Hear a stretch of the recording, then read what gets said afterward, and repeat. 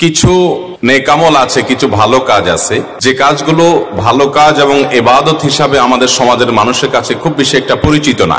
আমরা ইবাদত এবং নেকামল হিসাবে যেগুলোকে চিনি বা জানি, আমাদের জানার বাইরে আরো অনেক নেকামল আছে, অনেক ভালো কাজ আছে, যে কাজগুলো আমরা চাইলেই করতে পারি, অথচ সেগুলো যে নেকামল, সেগুলো যে ভালো কাজ, সেগুলো যে ইবাদত হতে পারে, সেগুলোর কারণে যে আল্লাহর কাছে আমরা সওয়াব এবং বিনিময় পেতে পারি, সে সম্পর্কে ধারণা বা জানাশোনা আমাদের নাই। সেজন্য আমরা অল্প পরিশ্রমে অল্প সময়ে বিপুল পরিমাণে সওয়াব আহরণ করার সুযোগ থেকে বঞ্চিত থাকি। আবার এর বিপরীতে কিছু গুনাহ আছে, কিছু অপরাধ এবং পাপ আছে, যে অপরাধগুলোর অপরাধ হওয়ার কথা আমরা না জানার কারণে অবলীলায় সে অপরাধে আমরা লিপ্ত হয়ে যাচ্ছি এবং আমাদের আমল নামা ভারী হয়ে যাচ্ছে বদামলে, গুনাহে। আজ আমরা সেরকম একটি বিষয়ের সঙ্গে পরিচিত হব, যে বিষয়টি আমরা অহরহ অনেকেই করে থাকি, অথচ সেটি অপরাধ, সেটা আমরা অনেকে জানি না। আর সে বিষয়টি হলো, কোনোভাবে কোনো মানুষকে যদি আমরা কষ্ট দেই অন্যায়ভাবে, কোনো মুসলিমের, এমনকি যে কোনো মানুষের অন্যায্যভাবে অন্যায়ভাবে যদি কষ্টের কারণ হই আমি, তাহলে এর কারণে আমার আমল নামায় গুনাহ লেখা হবে এবং এর কারণে আমার একটা অপরাধ হবে, একটা পাপ হবে। এবং সেই অপরাধ এবং পাপটা কোনো ছোটখাটো পাপ না, যে মুসাফা করলে অনেক গুনাহ ঝরে যায়, ওযু করলে অনেক গুনাহ ঝরে যায়, অনেক নেকামল বিভিন্ন গুনাহ মোচন করে দেয়, সেরকম কোনো আমল দ্বারা মোচন হয়ে যাবে, এটা সেরকম কোনো ভুল বা সেরকম কোনো অপরাধ না, বরং এটা কাবিরা গুনাহ, যেটা তওবা ছাড়া, ওই ব্যক্তির কাছ থেকে মাপ নেওয়া ছাড়া মাপ হবে না। বিশেষ করে মাহফিলটি যেহেতু ঢাকা শহরে হচ্ছে, ঘনবসতিপূর্ণ একটা এলাকায় হচ্ছে, সেজন্য এই বিষয়ে আমি কথা বলার ইরাদা করেছি।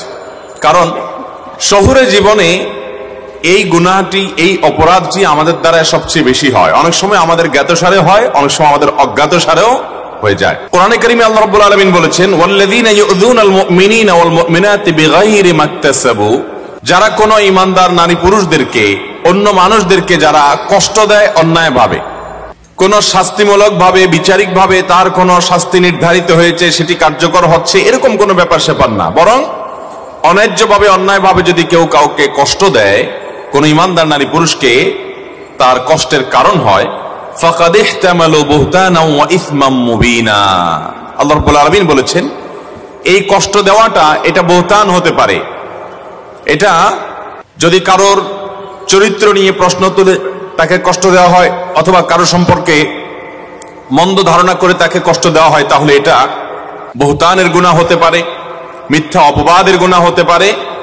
আর অন্য যে কোনো ভাবে, শারীরিক ভাবে, মৌখিক ভাবে, আচরণ দ্বারা কোনোভাবে যদি আপনি কষ্ট দেন, তাহলে সেটা ইসমে মুবিন বা সুস্পষ্ট অপরাধ এবং পাপ হিসাবে আপনার আমল নামাতে লেখা হবে। নবী করিম সাল্লাল্লাহু আলাইহি সাল্লামকে জিজ্ঞাসা করা হয়েছে, আবু মুসা আশআরী রাদিয়াল্লাহু তাআলা আনহু, সিনিয়র সাহাবী, তিনি বর্ণনা করেছেন, হাদিসটি বুখারী মুসলিমে একযোগে বর্ণনা করেছে, যে নবীজি সাল্লাল্লাহু আলাইহি সাল্লামকে জিজ্ঞাসা করা হয়েছে, আইয়ুল ইসলামি আফদল, কোন ইসলামটা সবচাইতে বেটার, বেস্ট, সবচাইতে উত্তম ইসলাম কোনটা, কোন মুসলমান সবচাইতে উত্তম মুসলমান হতে পারবে? নবী আলাইহিস সালাম সেই উত্তম মুসলমানের পরিচয় দিতে গিয়ে বলেছেন, মান সালিমাল মুসলিমুনা মিন লিসানিহি ওয়া ইয়াদিহি, যার হাত এবং মুখ দ্বারায়, যার আচার আচরণ দ্বারা, যার কাজকর্ম দ্বারায়, যার উঠা বসা দ্বারায় সব মানুষ নিরাপদ থাকে, কারোর কষ্ট হয় না, কারোর কষ্টের কারণ হয় না, যে মুসলিমের দ্বারায়, তার ইসলামটাই হলো সবচেয়ে সুন্দর এবং সবচেয়ে উত্তম ইসলাম। মুহতারাম হাজরিন, নবী করিম সাল্লাল্লাহু আলাইহি ওয়াসাল্লামের বিভিন্ন হাদিসের দিকে যখন আমরা তাকাই, তখন আমরা দেখতে পারি যে ভালো মুসলমানকে তিনি চিত্রায়িত করেছেন তার ব্যক্তিগত নফল আমল দিয়ে না, নফল দান সাদকা দিয়ে না, নফল রোজা দিয়ে না, নফল সালাত দ্বারা না, নফল জিকির আজকার দিয়ে না। এগুলো মানুষের মর্যাদাকে বৃদ্ধি করে, এগুলো আল্লাহর নৈকট্য লাভের সুযোগ তৈরি করে দেয়, সেটা ঠিক আছে। কিন্তু একজন মানুষ আল্লাহর কাছে মূল্যবান এবং আল্লাহর কাছে দামি হয় তার নেকামল দ্বারায়, বিশেষ করে সে যখন মানুষের জন্য কল্যাণকর নিজেকে প্রমাণ করে এবং মানুষকে তার ক্ষতি থেকে বাঁচাবার চেষ্টা করে। আজ আপনি সারা পৃথিবীতে দেখবেন, আমাদের আশেপাশে দেখবেন, বহু মুসলমান আছে আলহামদুলিল্লাহ মুখে নবী সাল্লাল্লাহু আলাইহি ওয়াসাল্লামের নির্দেশ পালন করতে গিয়ে ওয়াজিব দাড়ি রেখেছেন। আলহামদুলিল্লাহ লেবাস পোশাকের ভিতরে একজন খাঁটি মুসলমানের ছাপ আছে। ব্যক্তিগত পর্যায়ে ইবাদত বন্দেগী আমরা করি, কিন্তু ঘুম থেকে উঠায় থেকে নিয়ে আবার ঘুমানো পর্যন্ত এই পুরো সময়টাতে আমাদের দ্বারা অনেক মানুষ কষ্ট পায়, অনেক মানুষকে আমরা কষ্ট দেই, অনেক মানুষের অধিকার আমরা নষ্ট করি। সম্মানিত ভাইরা আমার, এভাবে একজন মানুষ দুনিয়ার মানুষের কাছে ভালো মানুষ হতে পারে, বা এজ এ মুসলমান বাহ্যিকভাবে তিনি ভালো মুসলমান মানুষের কাছে হতে পারেন। আল্লাহর খাতে ভালো মুসলমান হওয়ার কোন পথ এটি নয়। নবী করিম সাল্লাল্লাহু আলাইহি সাল্লাম বিভিন্ন হাদিসে বলেছেন, খায়রুকুম আহসানুকুম, অর্থাৎ তোমাদের মধ্যে, পৃথিবীর মানুষদের মধ্যে সবচেয়ে উত্তম মানুষ, সবচেয়ে মর্যাদাপূর্ণ মানুষ আল্লাহর কাছে, সবচেয়ে ভালো মানুষ আল্লাহর কাছে। এই কথা বলে তিনি কিছু মানুষের কথা, কিছু চরিত্রের কথা উল্লেখ করেছেন, যে এই চরিত্রটা যার মধ্যে আছে সে হলো আল্লাহর কাছে সবচেয়ে ভালো মানুষ, অমুক চরিত্রটা যার মধ্যে আছে সে হলো আল্লাহর কাছে সবচেয়ে শ্রেষ্ঠ মানুষ, অমুক গুণটা যার মধ্যে আছে সে হবে কিয়ামতের ময়দানে সবচেয়ে উত্তম মানুষ, মর্যাদাবান মানুষ।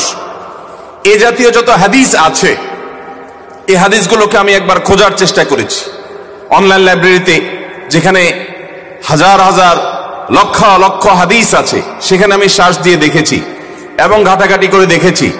বিভিন্ন কিতাব পত্রে আহসানুকুম, খিয়ারুকুম, খায়রুকুম, আহাসিনুকুম, যত রকমের হাদিস এরকম আছে, সবগুলো একত্র করলে দেখা যায় নবী করিম সাল্লাল্লাহু আলাইহি সাল্লাম সে সকল চরিত্রের মানুষদেরকেই বলেছেন সবচেয়ে উত্তম, সবচেয়ে শ্রেষ্ঠ, সবচেয়ে মর্যাদাবান, আল্লাহর কাছে সবচেয়ে প্রিয়।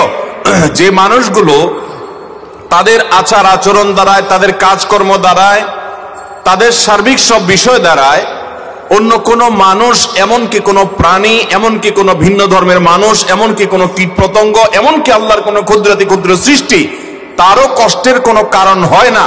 এই মানুষগুলোই আল্লাহর কাছে প্রিয় হয়, এই মানুষগুলোই দামি হয়, এই মানুষগুলো শ্রেষ্ঠ হয়। অথচ এটাকে আমরা মনে করি জাস্ট একটা ম্যানার্সের ব্যাপার, জাস্ট একটা সামাজিকতার ব্যাপার, জাস্ট একটা মানবীয় গুণের ব্যাপার। এটাকে আমরা ইবাদত হিসাবে বেশিরভাগ মুসলমানরা রিলেট করতে পারি না। মুহতারাম হাজিরিন, আপনি হাদিস খুললে দেখবেন নবী করিম সাল্লাল্লাহু আলাইহি সাল্লাম বলেছেন, আহসানুকুম আহসানুকুম কাদাআ, তোমাদের মধ্যে সবচেয়ে ভালো মানুষ সে যে ধার দেনা নিলে, বাকি নিলে এটা পরিশোধ করার সময় ভালো মানুষের পরিচয় দেয়। এই যে মানুষের অধিকারের ব্যাপারে সচেতন হয়, মানুষকে টালবাহানা করে তার পিছনে পিছনে ঘুরতে বাধ্য করে না, বরং সময় মতো সুন্দরভাবে উত্তম রূপে পরিশোধ করে দেয়। তোমাদের ভিতরে সবচাইতে খায়রুল আসহাবি, তোমাদের ভিতরে সবচাইতে উত্তম সঙ্গী হলো যে ব্যক্তি তার সঙ্গীদের কাছে ভালো হয়। তোমাদের ভিতরে সবচাইতে উত্তম মানুষকে, সবচাইতে ভালো মানুষকে নবী সাল্লাল্লাহু আলাইহি সাল্লাম বলেছেন যে তার পরিবারের কাছে ভালো, তার স্ত্রী সাক্ষ্য দেয় যে আমার স্বামী উনি মানুষটা অমায়িক এবং সত্যি ভালো মানুষ, আমার সাথে বদ আচরণ করে না, এই মানুষটা সবচেয়ে ভালো মানুষ।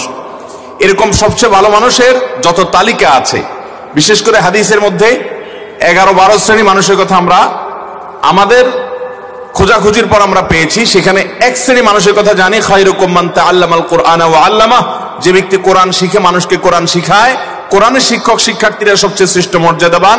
এছাড়া অন্য সব শ্রেণীগুলো দেখবেন মানুষকে যারা কষ্ট দেয় না, যারা চেষ্টা করে যে আমার দ্বারা কারো কোনো কষ্ট যেন না হয়, সচেতন থাকে, সতর্ক থাকে যে আমার কোনো কথা দ্বারা, আমার কোনো আচরণ দ্বারা কারো কষ্ট হচ্ছে কিনা, এই মানুষগুলো সবচেয়ে শ্রেষ্ঠ মানুষ। নবী করিম সাল্লাল্লাহু আলাইহি সাল্লামের চরিত্র যদি আপনি দেখেন, আপনি অবাক হয়ে যাবেন। তার চরিত্রের মধ্যে আমরা অনেকে আজকাল কাচুমুচু করে নিজের ভালো মানুষই জাহির করি, বিনয় জাহির করি। এটাকে তিনি অ্যাপ্রিসিয়েট করতেন না। তিনি অ্যাপ্রিসিয়েট করতেন কোনটাকে, যে সার্বিকভাবে একজন মানুষ অন্য কোনো মানুষের কষ্টের কারণ হবে না, এই ব্যাপারটিতে তিনি সতর্ক থাকবেন, এর মাধ্যমে তিনি সবচেয়ে চরিত্রবান হবেন। নবী করিম সাল্লাল্লাহু আলাইহি সাল্লাম সাহাবীদের সাথে তিনি এমন ভাবে মিশতেন যে সাহাবীরা প্রত্যেকে মনে করতেন নবীজি আমাকে সবচেয়ে বেশি ভালোবাসে। এখন আপনি একটা প্রতিষ্ঠানে দায়িত্বশীল আছেন, আপনার অধীনে কিছু লোক আছে, অথবা আপনি একটা পরিবারের কর্তা, আল্লাহ তাআলা আপনাকে ছেলে মেয়ে দিয়েছেন। এই লোকগুলোর মধ্যে আপনি সবার প্রতি আচরণ এমন হবে যে কারোর প্রতি বিমাতা সুলভ আচরণ করবেন না, কারোর প্রতি বিরূপ আচরণ করবেন না, বরং আপনার আচরণ দ্বারা সবাই জানবে যে আপনি সবার হিতাকাঙ্ক্ষী এবং কল্যাণকামী। এটা উত্তম আখলাক চাওয়া সম্ভব না? এই উত্তম আখলাকওয়ালা মুসলমান দুনিয়াতে পাওয়া খুব কঠিন।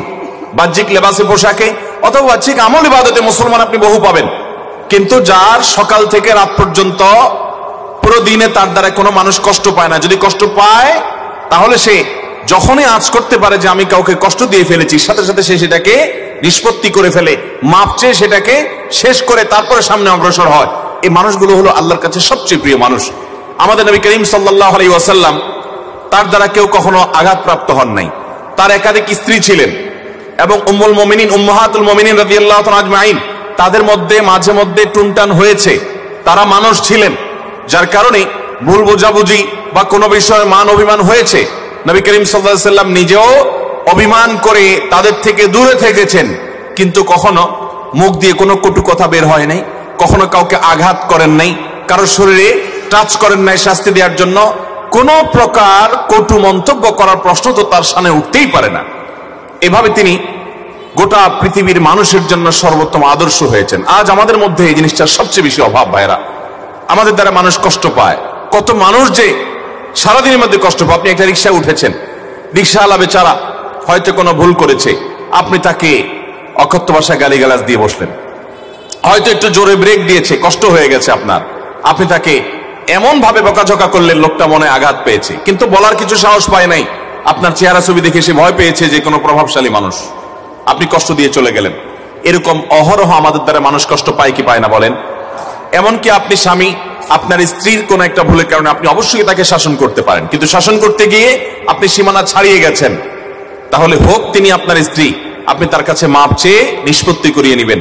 আপনার বাবা মা, তাদের কথা তো বলাই বাহুল্য, তাদের প্রতি আপনার দ্বারা যেন কোনো কারণে কোনোভাবে তাদের প্রতি যেন অবিচার না হয়, জুলুম না হয়, তারা যেন কষ্ট না পায়, সে বিষয়ে আমাদেরকে খেয়াল রাখতে হবে।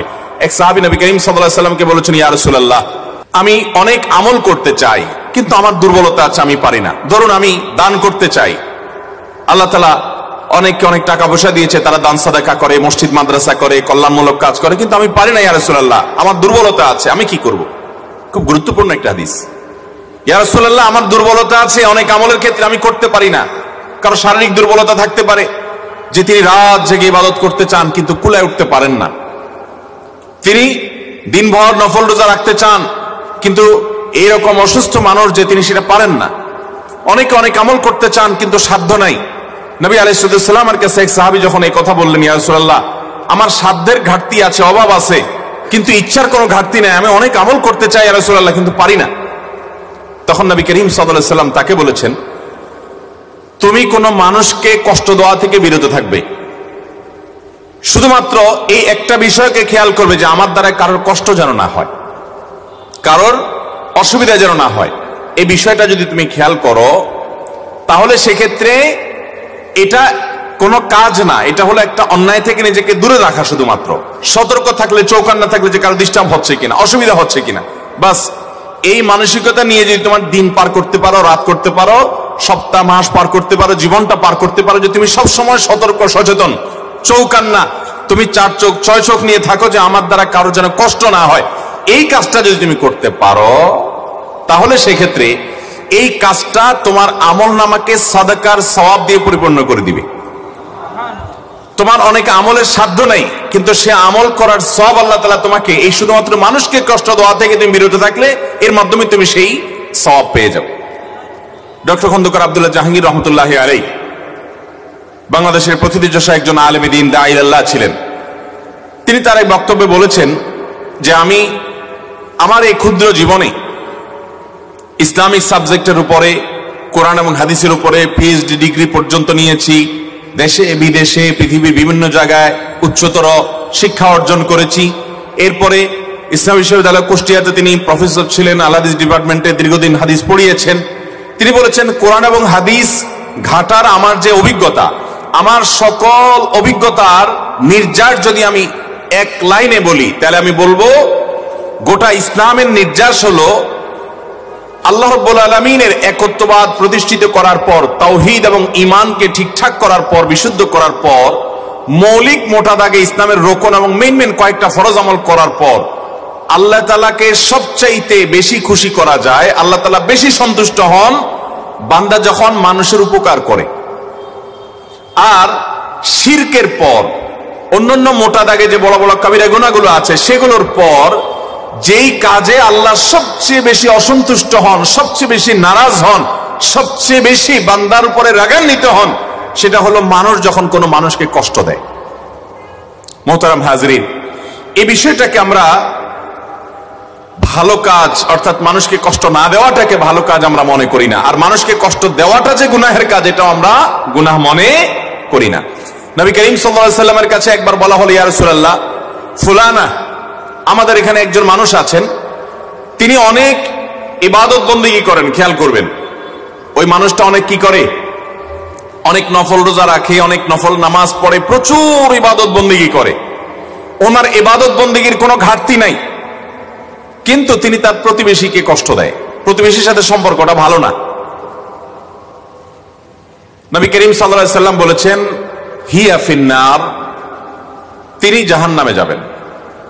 তার ব্যক্তিগত আমল ইবাদত যত ভালো হোক, তিনি নফল রোজা করেন, নফল নামাজ পড়েন, এত কিছুর পরও প্রতিবেশীকে যদি কষ্ট দেয় তো নবী সাল্লাল্লাহু আলাইহি ওয়াসাল্লাম বলেছেন সে জাহান্নামে যাবে। এরপরে বলা হয়, ইয়া রাসূলুল্লাহ, আরেকজন আছে যিনি মৌলিক মোটা মোটা 5 ওয়াক্ত ফরজ নামাজ পড়েন, অতিরিক্ত নফল নামাজ পড়তে সুযোগ পান না, তিনি হারাম কাজগুলো থেকে বেঁচে থাকেন, অন্যান্য ছোটখাটো অন্যান্য নফল আমলগুলো করার সুযোগ পান না, কিন্তু তার দ্বারা কোনো মানুষ কষ্ট পায় না। প্রতিবেশীর ব্যাপারে তিনি খুব অ্যালার্ট থাকেন যে আমার দ্বারা কোনো কষ্ট আমার প্রতিবেশীর হচ্ছে কিনা। নবী সাল্লাল্লাহু আলাইহি ওয়াসাল্লাম বলেছেন এই লোকটা জান্নাতে যাবে। মুহতারাম হাজরিন, নবী আলাইহিস সালাম আরো বলেছেন, একজন মানুষ আরেকজন মানুষের সাথে চুপে চুপে কানে কানে কথা বলছে, কানে মুখে কথা বলছে, এই যে কানাঘুষা করছে সেখানে আরো একজন মানুষ আছে, তার কাছ থেকে লুকিয়ে এই দুইজন যে কানাঘুষা করছে, নবী করিম সাল্লাল্লাহু আলাইহি ওয়াসাল্লাম বলেছেন এই কাজটা করার কারণে ওই লোকটার কষ্টের কারণ হলো, এবং এটা গুনাহের কথা, এটা কোনো নাজায়েজ কথা না, এটা কোনো জায়েজ কথা না যে আপনি দুজন মিলে কোনো এক জায়গায় কানাঘুষা করবেন, সেখানে তৃতীয় আরেকজন আছে, তাহলে লোকটা মনে কষ্ট পাবে যে আমার থেকে তারা গোপন করছে, কি এমন কথা। যদি আপনার কানাঘুষা করতে হয় তো এমন কোনো জায়গায় চলে যান যেখানে এরকম কোনো মানুষ নেই যিনি মনে কষ্ট করতে পেতে পারেন, তাহলে আপনার কোনো আচরণ দ্বারা কারো কষ্ট হতে পারে, এটা আপনার গুনাহের কারণ হবে, আপনি টেরই পাচ্ছেন না, আপনার আমলনামায় গুনাহ লেখা হচ্ছে। মুহতারাম হাজরিন, এই ধরনের গুনাহ আমাদের আমলনামাতে খুঁজলে দেখা যাবে ভরপুর ভাবে এরকম অপরাধ আছে। শহর জীবনের কয়েকটা গুনাহের, মানুষকে কষ্ট দেওয়ার কয়েকটা দৃষ্টান্তের কথা বলি। আপনারা রামপুর এলাকাতে থাকেন, খুব বেশি একটা খালি জায়গা নেই, সব বাড়ি হয়ে গেছে, তাই না? শুধু রামপুরে কেন, ঢাকা সহ বেশিরভাগ এলাকাতেই খালি জায়গা খুব কম। যদি কোনো খালি জায়গা থাকে, ধরুন আশেপাশে সব বিল্ডিং ভবন হয়ে গেছে, মাঝে একটা খালি জায়গা আছে, এই খালি জায়গাটা এটার কি দশা হয় বলেন? খেলাধুলা করার সুযোগ পান সেরকম খালি জায়গা কয়টা আছে? খুব কম। বেশিরভাগ জায়গাগুলো ময়লার বাগাড়ে পরিণত হয়, ঠিক কিনা বলেন? একজন মসজিদে যাচ্ছে ফজরের নামাজ পড়ার জন্য, 5 ওয়াক্ত নামাজের মধ্যে সবচেয়ে গুরুত্বপূর্ণ নামাজ আসর এবং ফজরের নামাজ। মুনাফিকের খাতা থেকে নাম কেটে যায় ফজর এবং এশা যে পড়তে পারে, আর ফজর এবং এশা যার জন্য পড়া কষ্টকর, মুনাফিকের লক্ষণ তার ভিতরে আছে।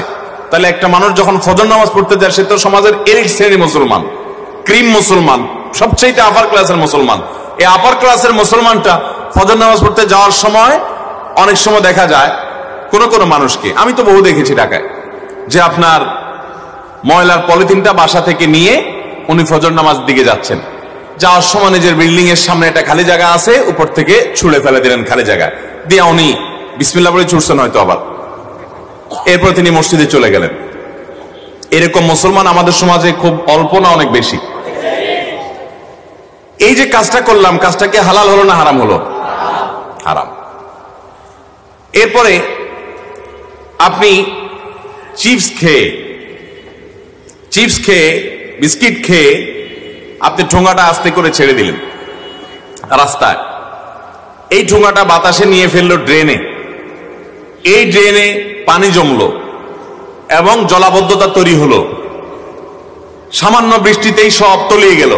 এমনিতেই নানা দিক থেকে অবকাঠামোগত দুর্বলতা তো আছেই, এর মধ্যে আবার আপনি মরার উপরে খড়ার ঘাড় মতো করে ঠোঙ্গা ফেলাইলেন, আপনার ঠোঙ্গা আপনার মতো এরকম আরো 100 জন ফেললো, 200 জন ফেললো, এগুলো যেতে যেতে ড্রেনে জ্যাম হয়ে এলো, পানি জমে গেল।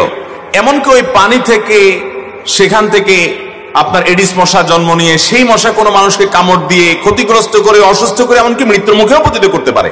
আপনি কিন্তু জানলেন না, ওই যে ফেলে দিয়ে চলে গেলেন। ডাব খেয়ে ডাবের খোসাটা, মালাটা আপনি ফেলে দিয়ে চলে গেলেন।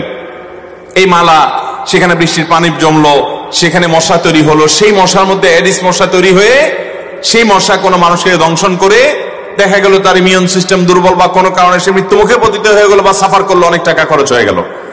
এই ধরনের আমাদের অজান্তে গুনাহ হয় কি হয় না বলেন? কিন্তু এই কাজগুলোকে আমরা কি গুনাহ মনে করি? কয়জন মানুষ গুনাহ মনে করি বলেন? সময়ত ভাইরা আমার, শুধুমাত্র এগুলাই নয়, আমরা যখন কথা বলি, আমি গতকালকে কোন এক জায়গায় খুব ভালো একটা মসজিদে সালাত আদায় করেছিলাম, তো দেখি যে সেই মসজিদের একজন নিয়মিত মুসল্লি, মাশাআল্লাহ খুব লম্বা দাড়িও আছে, পাঞ্জাবি গায়ে আছে, মাথায় টুপিও আছে, বোঝা যাচ্ছে উনি প্র্যাকটিসিং মুসলমান।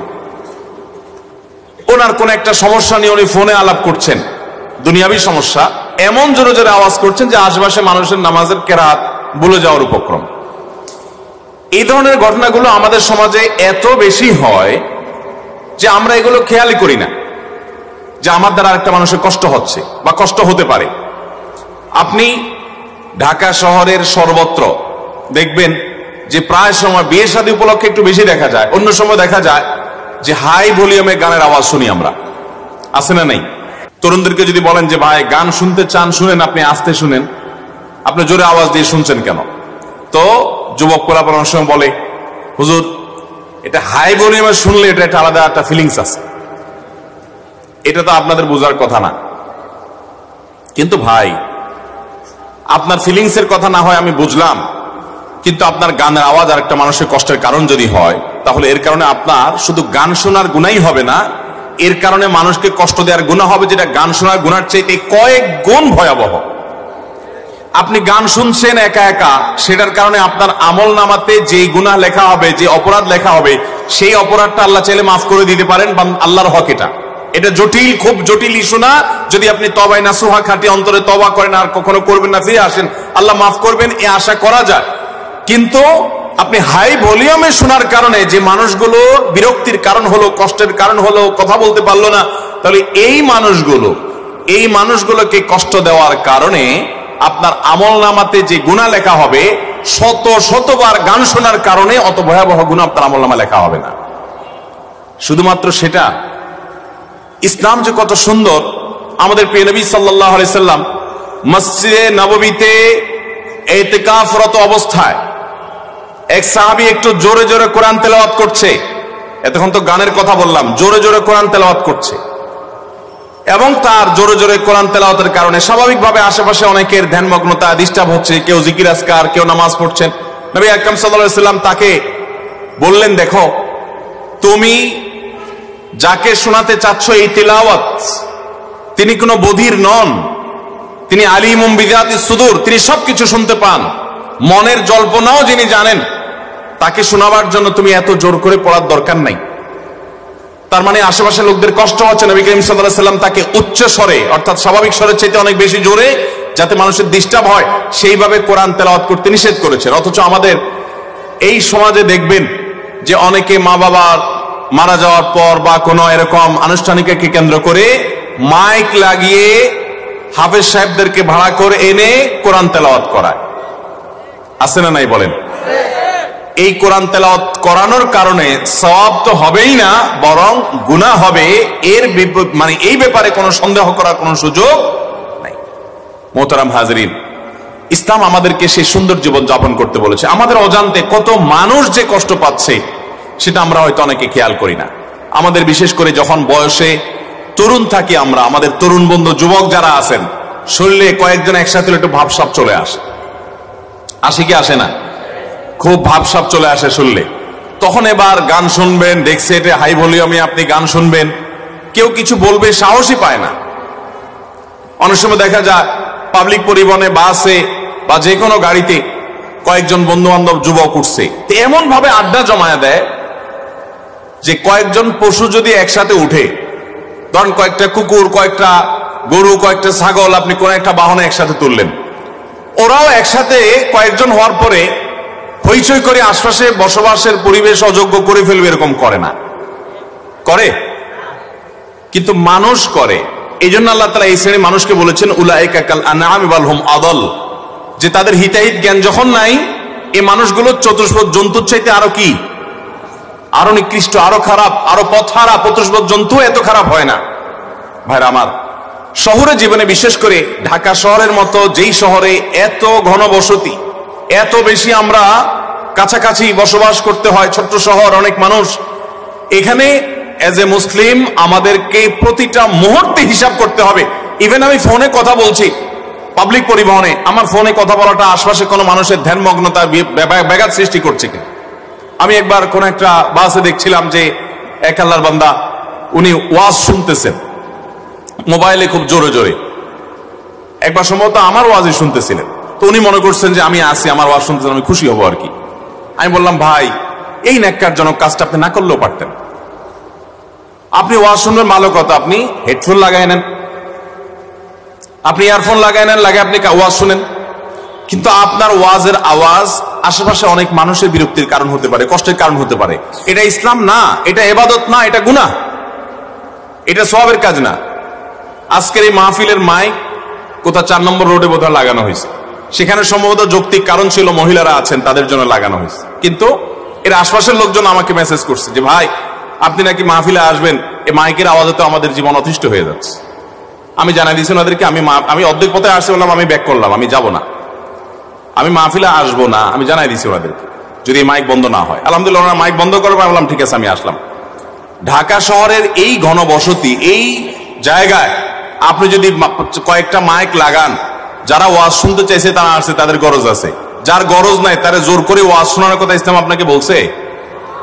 হ্যাঁ, মহিলাদের ওখানে যদি আওয়াজ দিতে হয় তাহলে ওখানে ভিতরে কোনো বক্স সেট করে দেন, সেখানে কোনো ছোটখাটো মাইক লাগিয়ে দেন যে তাদের মধ্যে আওয়াজ হয়। কিন্তু আপনি রাস্তার মধ্যে মাইক দিয়ে দিবেন, এটা তো কোনো ইবাদত হতে পারে না। যাই হোক, ভাইরা কারেকশন করেছেন, সংশোধন করেছেন, হয়তো তারা খেয়ালও করেন নাই।